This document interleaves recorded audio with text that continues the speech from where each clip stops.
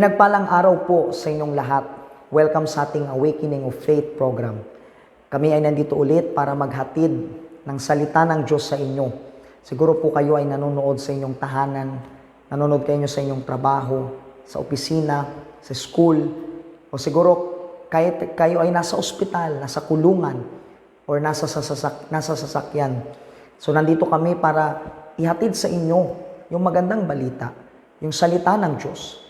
And every time na pinapakain natin yung kaluluwa natin ng salita ng Diyos, ito ay nare-renew, nagkakaroon ng pagbabago. Yung ating pananampalataya ay mas tumitibay at lumalakas. So, nais ko rin pong hilingin sa inyo na i-share nyo yung program natin sa inyong mga kaibigan, katrabaho, kapamilya, o sino man nakakilala ninyo na nangangailangan ng tulong ng Panginoong Diyos. Pwede rin kayo maghanda ng tubig at sumabay sa prayer of agreement natin at anuman ang inyong kahilingan ay tutugunan ng Panginoong Diyos. And also, gusto ko na rin pong kunin yung opportunity na to na pwede kayong magpunta sa tahanan ng Diyos ngayong araw. Kasi tuwing Martes sa Simbahang Universal, mayroon tayong araw ng kagalingan, araw kung saan pinapanalangin natin yung mga may sakit sa katawan at sa kaluluwa. So kung ikaw ay isa doon, meron kang sakit, meron kang karamdaman, meron kang depression, meron kang insomnia, hindi ka makatulog na maayos, siguro ang dami mo nang pinuntahang ospital, dami mo nang ininom na gamot, pero wala ka pa rin natatagpo ang kagalingan. So pumunta ka ngayon sa tahanan ng Diyos, manalangin ka, ipag-pray mo yung pamilya mo, meron tayong service pa ng alas 3, alas 5, at lalong-lalo na alas 7:30 ng gabi. At sigurado, kung ikaw ay pupunta ng may pananampalataya, uuwi ka na tinanggap na yung himala. Uuwi ka na dala-dala ang kagalingan sa katawan mo at sa iyong kaluluwa. Okay? So please, pwede nyo i-share yung link after nitong kanta at ng testimony mapapanood ninyo, magbabalik po tayo.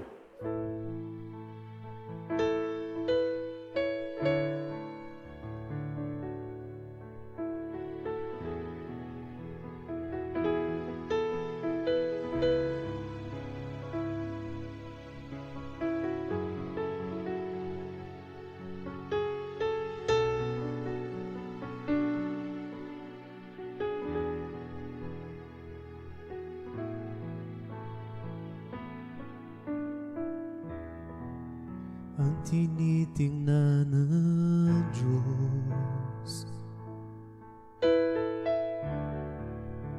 anyong kalooban,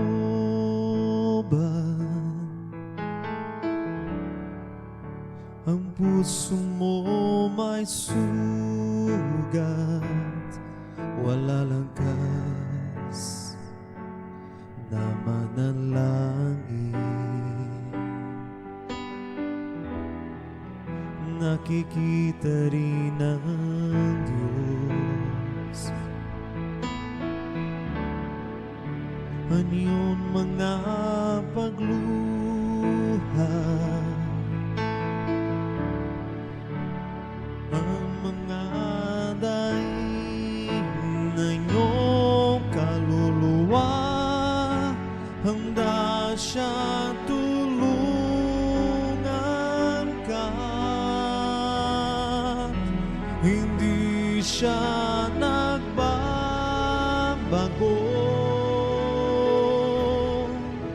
hindi ka mabibigo.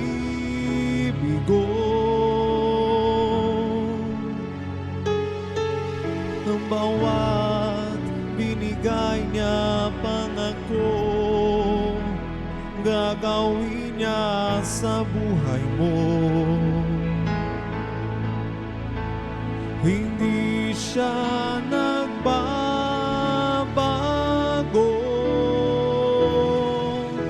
hindi ka mabibigo.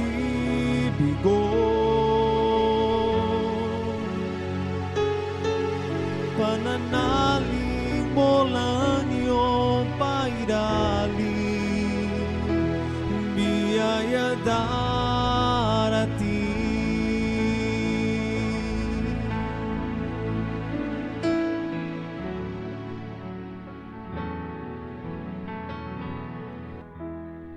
ang tinitingnan ng Diyos.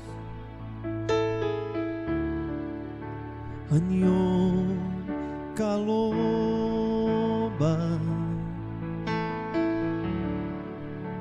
ang puso mo may sugat, walang lakas na manalangin. Nakikita rin ng Diyos. Anyon mga pagluha, ang mga daingan niyong kaluluwa, handa siya tulungan ka. Hindi siya nagbabago, hindi ka mabibigo.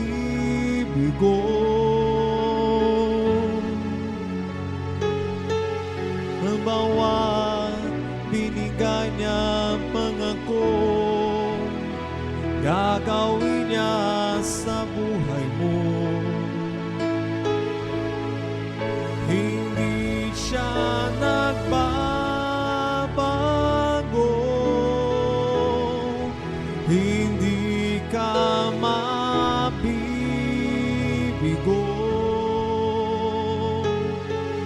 Pananalig mo lang iyong pairaling, biyaya darating.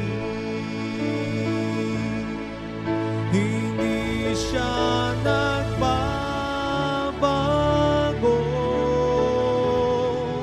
hindi ka mabibigo.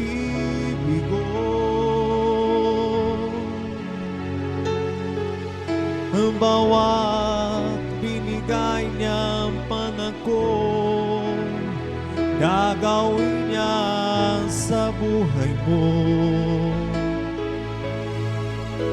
Hindi siya nagbabago,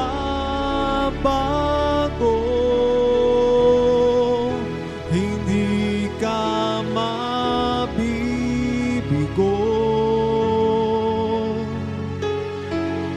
Pananalig mo lang iyong paidaling,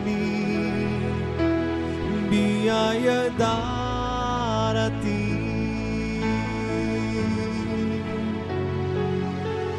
Pananalig mo lang iyong pairaling, biyaya darating.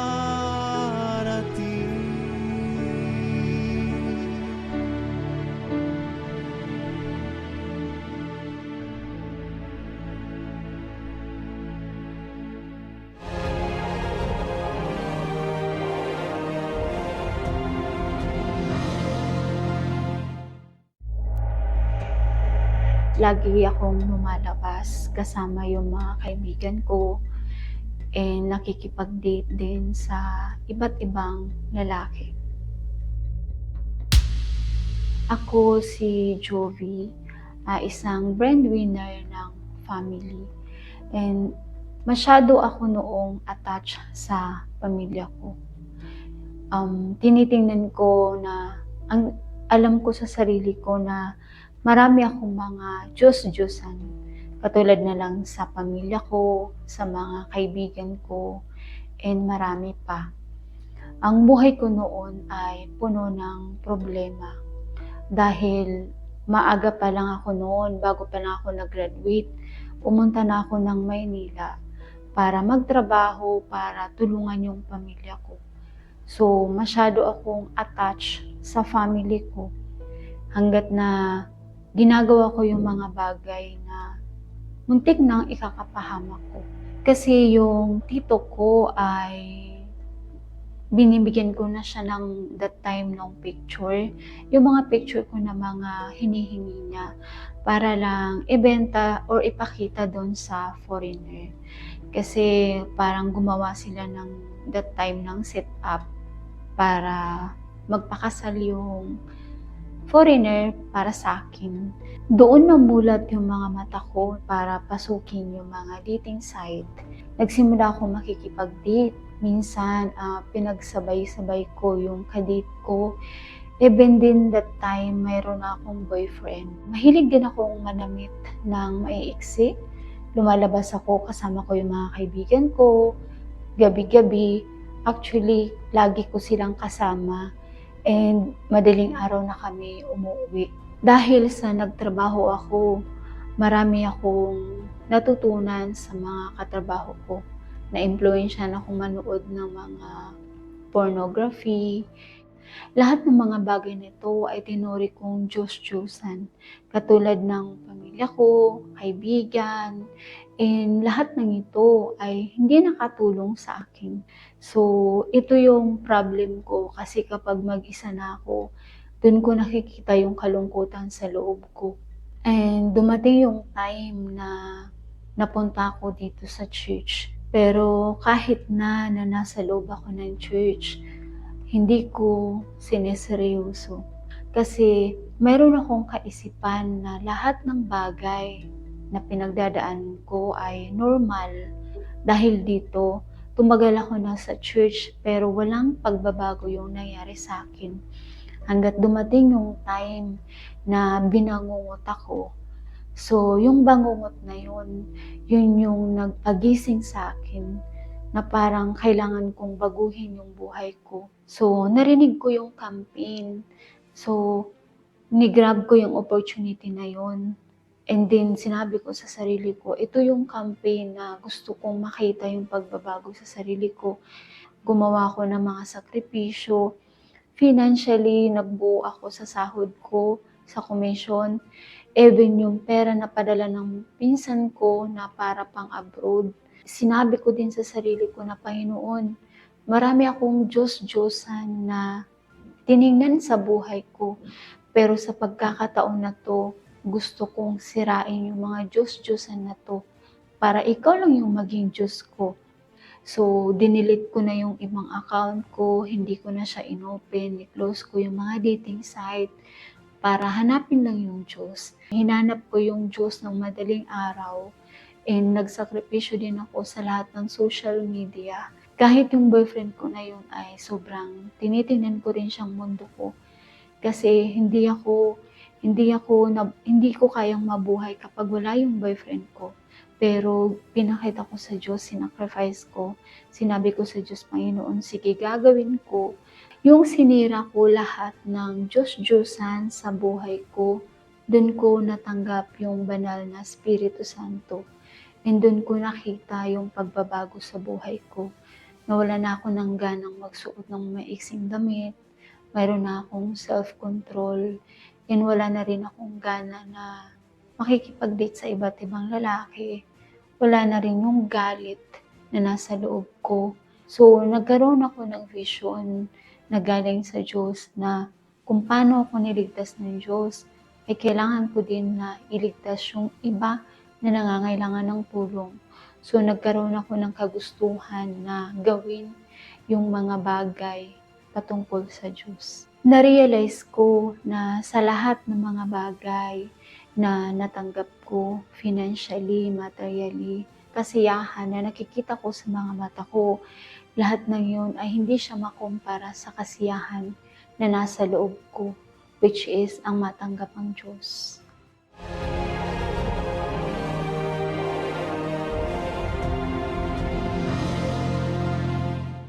Alam niyo po mga kaibigan, na araw-araw meron tayong labanan sa buhay. Araw-araw tayo ay nasa digmaan. Digmaan between sa ating laman at sa ating isipan, sa ating espiritu at sa ating flesh. At araw-araw, yan ay laging naglalaban. For example, siguro ikaw yung taong nagtatrabaho. Di ba? Nagtatrabaho ka. And then, alam mo na dapat na tuwing umaga, gumigising ka para pumunta sa trabaho. Pero sometimes, yung katawan mo, yung flesh mo, di ba? Ayaw bumangon. Kasi, alam nyo, yan yung gusto ng katawan natin, magpahinga, alam mo yon, hindi kumilos. Pero yun nga, yung spirit mo o yung isip mo sinasabi, no, kailangan mo bumangon. Kailangan mong kumilos. Kailangan mong umalis dyan sa higaan mo at magtrabaho. Kasi kung hindi ka magtatrabaho, hindi ka magkakapera, hindi ka kakain, hindi ka mamamatay ka. Hindi ka makakasurvive. Yes or no? So kaya, yung spirit mo ay lumalaban sa flesh mo para magtrabaho, kumayod, and then at the end of the day, tumanggap ng, alam mo yon, survival sa isang araw. So araw-araw po, meron tayong laban dyan, labanan between flesh and spirit. Between sa laman natin at sa ating isipan, sa ating spirit. And araw-araw may nananalo. Pwedeng manalo yung flesh o pwedeng manalo yung spirit. Pero unfortunately po, maraming mga tao na ang nananalo sa kanila ay ang laman. Yung gusto ng kanilang puso, yung gusto ng kanilang katawan. And anong nangyayari po? Nagdudulot ito ng kapahamakan sa kanila. Yes o no? Kapag ikaw ay palaging nadadala ng nasa ng iyong laman, kapag ikaw ay nadadala ng gusto ng iyong katawan, ng iyong pakiramdam, may kapahamakan itong, alam mo yon, kalakip, kaakibat. Yun yung sabi sa Biblia, na kapag tayo ay nililid ng ating laman, kamatayan ang resulta nito, kamatayan hindi lang sa physical, pero kamatayan spiritual, na ibig sabihin, tayo ay mapapalayo sa Panginoong Diyos. At kung malayo tayo sa Diyos, nandun yung suffering. Yes or no? So for example, may mga tao na hindi nila mapigilan o hindi nila matalo yung mga temptations. Diba? May mga tao na may asawa na pero hindi sila nagiging tapat sa kanilang asawa kasi yung laman nila humihingi na maging unfaithful sila dun sa asawa nila. Magsinungaling, mandaya, di ba? Malulong sa bisyo, magmura, magtanim ng galit, maghiganti sa ibang tao. Ano pa? At ang dami pang mga problema na, alam mo yon, ginagawa ng mga tao. Mga bagay na mali, alam nilang mali, pero hindi nila kayang talunin ang kanilang sarili, ang kanilang laman. That's why, dito na pumapasok na tayong lahat kailangan natin ng kapangyarihan. Kasi lahat tayo may lakas. Ikaw may lakas ka. Pero hindi sapat yung lakas na yan para matalo mo yung mga kagustuhan ng iyong katawan, ng iyong laman na nagdadala sa iyo sa kapahamakan. Yes. Kaya dito na pumapasok na we need the power. We need power. And I'm not talking yung kapangyarihan na napapanood natin sa TV. Hindi ko tinutukoy yung kapangyarihan na, superpowers na nakikita natin sa mga movies. Hindi. Pero yung kapangyarihan na ibibigay ng Espiritu Santo sa atin. That's why sinabi dyan sa libro ng Gawa, chapter 1, verse 8. Basahin natin dyan. Ngunit tatanggap kayo ng kapangyarihan pagbaba sa inyo ng Espiritu Santo. At kayo'y magiging saksi ko sa Jerusalem, sa buong Judea at Samaria, at hanggang sa kaduduluhang bahagi ng lupa. So you see, sinabi dito sa binasa natin, tatanggap tayo ng kapangyarihan. Hindi lakas ha, kapangyarihan ang kailangan mo para matalo mo ang pinakakaaway mo, pinakakalaban mo sa buhay, which is yung sarili mo. Yes, ang ating malaking kalaban, malaking kaaway, pinakakaaway sa mundong ito ay ang ating sarili. And maraming mga tao na hindi nila napagtatagumpayan ang kanilang sarili. Kasi yung sarili nila laging napupunta sa paggawa ng mali. Yes, lagi silang gumagawa ng mga bagay na para bang ayaw naman nilang gawin, pero dahil sa kanilang katawan, di ba? And then, para bang nalilid sila ng kanilang katawan na gawin yung bagay na mali. Nalilid sila ng flesh nila. Now, for example, alam mo yon, na manood ng mga bagay na hindi dapat panoorin, mga, alam mo yon, hindi appropriate na panoorin sa cellphone, sa TV, mga addictions, pornography, ano pa, addiction sa sugal, addiction sa drugs, addiction sa sigarilyo, addiction sa maraming bagay. Hindi nila mapagtagumpayan. Why? Kasi wala yung kapangyarihan ng Diyos. Wala yung Espiritu Santo. Ganun rin, may mga tao po na gusto nilang maging faithful sa asawa nila. May mga tao po na gusto nilang pigilan yung pananalita nila na masama, lumabas yung mga mura, pero hindi nila mapigilan because they don't have this power. Kapag meron kang Espiritu Santo, meron kang power. Power na kontrolin ang sarili mo. Pag meron kang Espiritu Santo, kaya mo na kontrolin ang iyong emosyon. Hindi ikaw yung makokontrol ng emosyon mo. Hindi ka mahuhulog sa kahit na anumang tukso. Kasi yung Espiritu ng Diyos ay so strong, so powerful na nasa iyo. Diba? Na kapag gagawin mo pa lang, bago mo pa lang gawin, meron ng malakas na boses na pumapasok sa isip mo at sinasabi sa iyo na wag gawin. And then meron ka ring strength, meron ka ring power na to na pigilan yung sarili mo na hindi mo gagawin yung mali.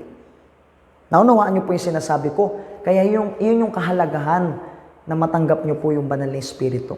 Kasi pag nasa iyo yung banal na Espiritu, meron ka nitong power. Matalo ang tatlong enemy mo. Tatlong enemy mo araw-araw. Sino yon? Yung diablo, yung mundong ito, at lalong-lalo na yung sarili mo.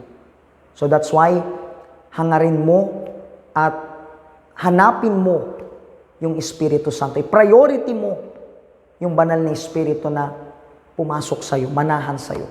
Kaya gusto rin namin po na, kung kasali kayo sa campaign na ito, and then wala pa kayong Espiritu Santo, yun yung ilagay nyo sa prayer request. Meron kayong opportunity. You decide. Meron kayong opportunity na sumali sa campaign.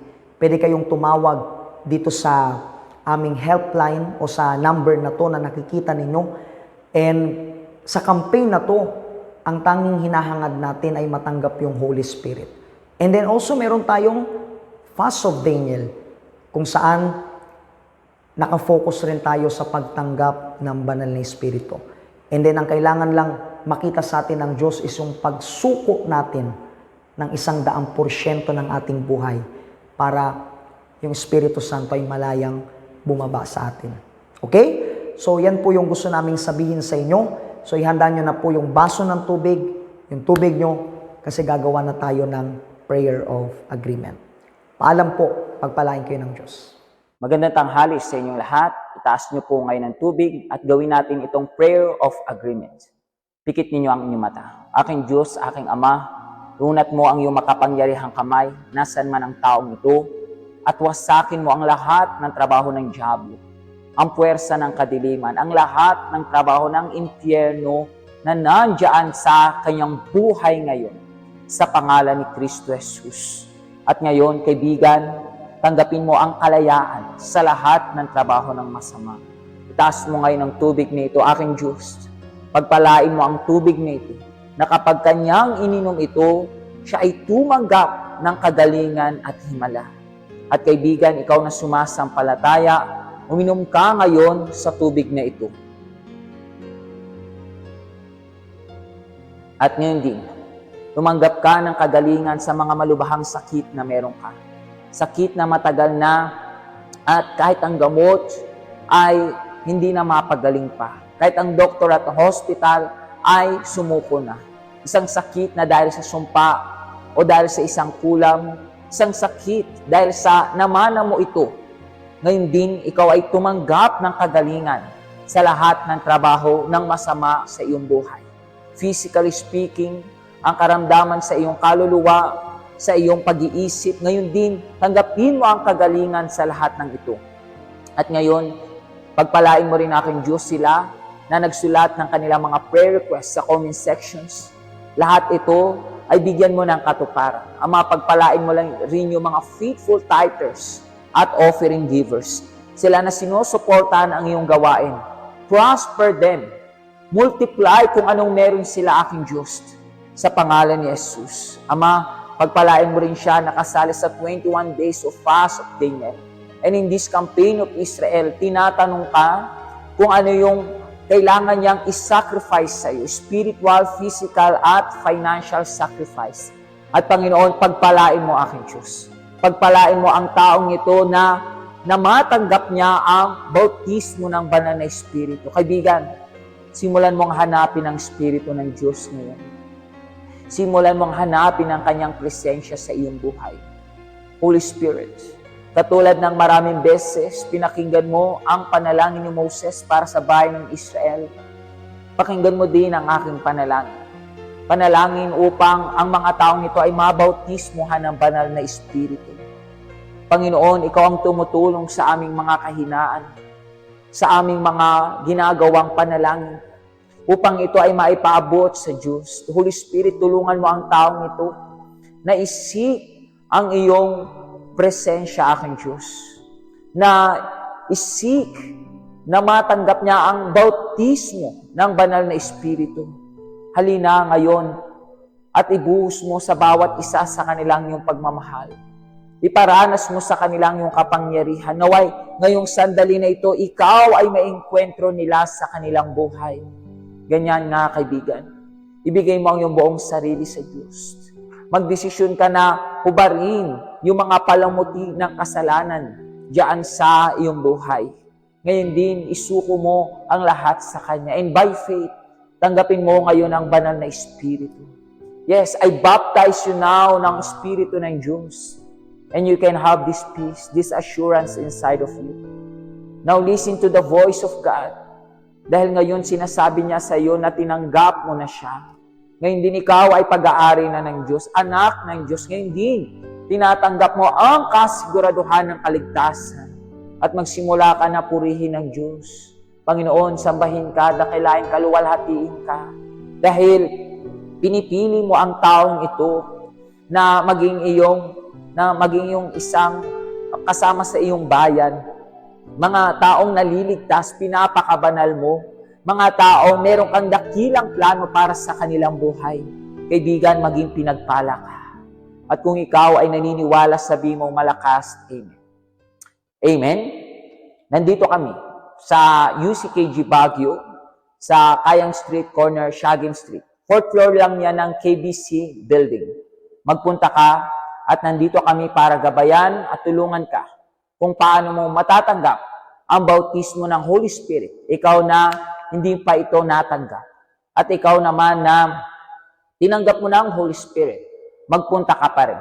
At ikaw ay gagabayan para mas lumago ka sa iyong spiritual life. Kung wala ka pang prayer request ng Campaign of Israel, you can get here sa altar na meron tayo sa ating simbahan o sa pinakamalapit na UCKG Health Center sa inyo. Kaibigan, pagpalain kayong lahat ng Diyos.